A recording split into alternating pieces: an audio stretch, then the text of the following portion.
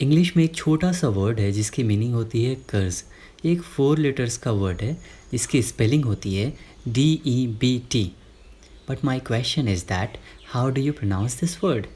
आप इस वर्ड को प्रोनाउंस कैसे करते हैं? चलो आप मुझे प्रोनाउंस करके बताओ। आपको बोलना है। ओके, डेप्ट। आप में से बहुत सारे लोगों ने इसे प्रोनाउंस किया होगा डेप्ट, जो कि इसका करेक्ट प्रोनाउंसिएशन नहीं है। इसकी सही प्रोनाउंसिएशन होती है डेट। Yes, date. यहाँ पे बी साइलेंट होता है। तो आज के इस लेसन में हम सीखने वाले हैं इसी तरीके के 25 कॉमन मिसप्रोनाउंस्ड वर्ड्स। और उन्हें सीखना ज़रूरी क्यों है?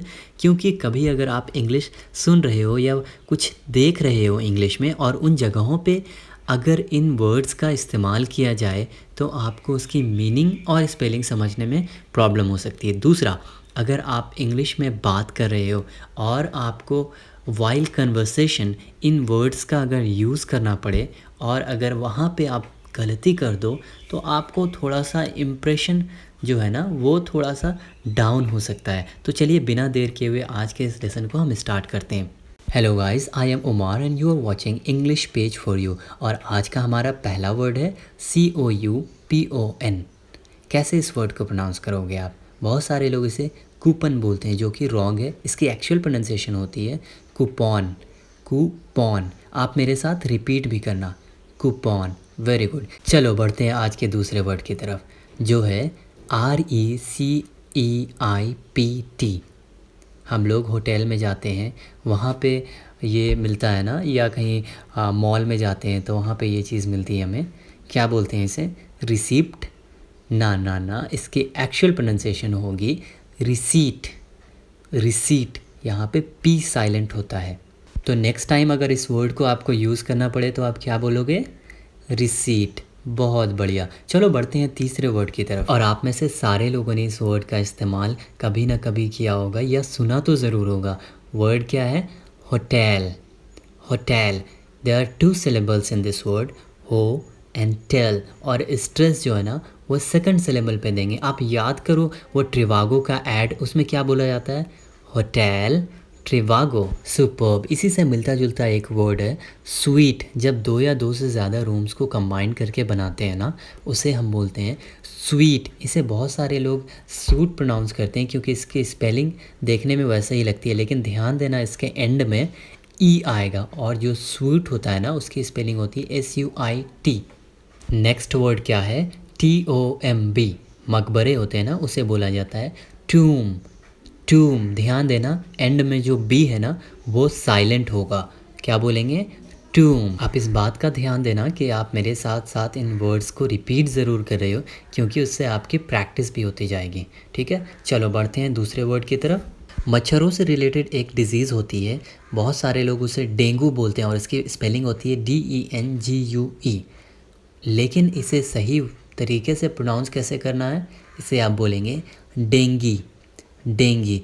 आई नो कि आप इसे डेंगू बोलते आ रहे हो, लेकिन एक बार आप सर्च भी करना, अपने उन लोगों से पूछना जो इंग्लिश में एक्सपर्ट हैं, वो ज़रूर आपको इन सारी चीज़ों के बारे में बताएंगे। इसी से रिलेटेड मिलता जुलता एक और वर्ड है ASTHMA।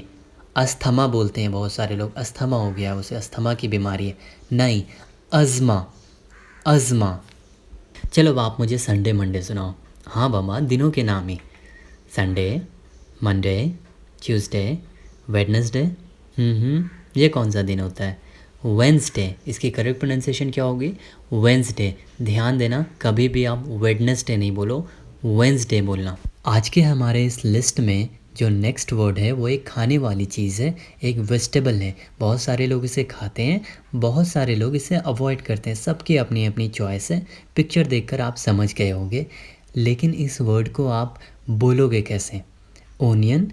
नहीं, इसका करेक्ट प्रोनाउंसिएशन जो होता है वो होता है अनियन। अनियन। एक ईमानदार इंसान को हम क्या बोलते हैं? Honest person. ध्यान देना इसकी स्पेलिंग तो H से स्टार्ट होती है, HONEST, लेकिन H यहाँ पे साइलेंट होता है। ऑनेस्ट। ऑनेस्ट।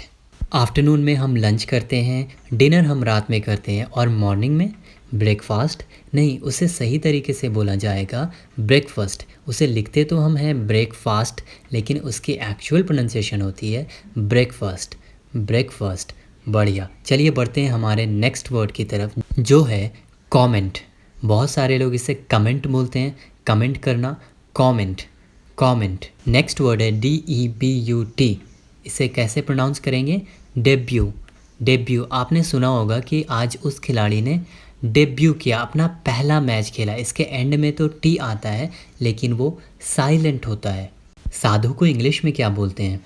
चलो इसकी स्पेलिंग मैं आपको बता देता हूँ। MONK। इसे आप प्रोनाउंस कैसे करोगे?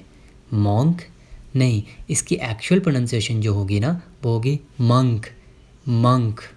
आजकल सोशल मीडिया प्लेटफॉर्म्स पे फ़नी टाइप्स के कंटेंट, जोक्स वाले बहुत ज़्यादा शेयर किए जाते हैं। उसे बोला क्या जाता है? उसकी स्पेलिंग होती है MEME। हाँ जी, उसे प्रोनाउंस करते हैं मीम। मीम कहा जाता है उसे। आप जब एरोप्लेन में बैठते हैं तो वहाँ पे टेक ऑफ से पहले कैबिन क्रू एक अनाउंसमेंट करते हैं कि please fasten your seat belt. अपनी सीट बेल्ट को बांध लीजिए।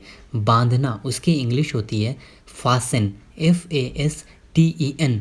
हम फास्टन तो लिखते हैं, लेकिन वहाँ पे टी साइलेंट होता है और उसकी प्रोनाउंसिएशन होती है फासन। लेडीज़ होती हैं, जो वुमेन होती हैं, उसका प्लूरल होता है WOMEN। बहुत सारे लोग उसे वुमेन बोलते हैं, लेकिन उसे सही तरीके से प्रोनाउंस किया जाएगा विमेन, विमेन। हमारे फ़ोन्स में, कंप्यूटर्स में, लैपटॉप्स में एक डेटा हम लोग स्टोर करते हैं, उसकी स्पेलिंग होती है DATA। इसे डाटा मत समझना आप, इसकी प्रोनाउंसिएशन क्या होगी?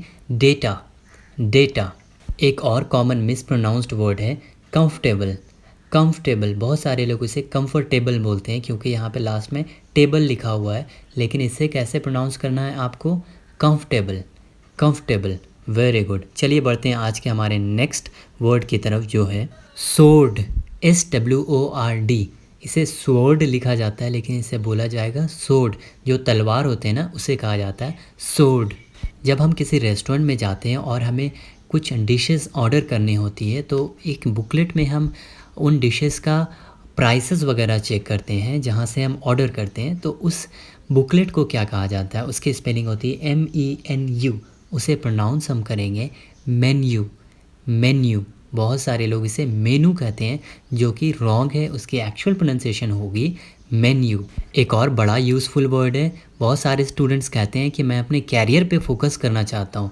नहीं बाबा, वो कैरियर नहीं है, वो होगा करियर। कैरियर का मतलब होता है ढूंढना, और करियर जो आप अपने लाइफ के बारे में बात कर रहे होते हैं, उसकी स्पेलिंग होती है CAREER, करियर। तो आपने देखा, एक छोटे से मिस्टेक की वजह से एक सेंटेंस का पूरा मीनिंग ही बदल जाता है। इसीलिए आपको ये जानना बहुत ज़्यादा ज़रूरी हो जाता है कि आप किसी वर्ड को सही तरीके से कैसे प्रोनाउंस करते हो। तो चलिए आज के हमारे लास्ट वर्ड की तरफ बढ़ते हैं, जो कि बहुत ही ज़्यादा इंपॉर्टेंट है, और उसी के ऊपर आज का हमारा सारा लेसन जो था, ये उसी के ऊपर डिपेंड था, और वो वर्ड है प्रोनंसिएशन। बहुत सारे लोग इसे प्रोनाउंसिएशन कहते हैं, लेकिन आपको उसकी स्पेलिंग पे ध्यान देना है। उसकी स्पेलिंग क्या है? PRONUNCIATION। आप देखो यहाँ पे NUN लिखा है, NOUN नहीं लिखा हुआ है, इसीलिए हम इसे बोलेंगे प्रोनंसिएशन। क्या बोलोगे आप? Pronunciation. Very good.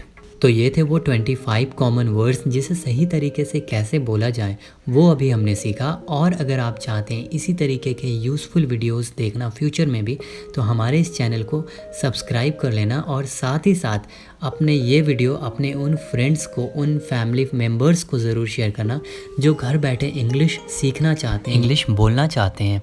Thanks a lot. God bless you.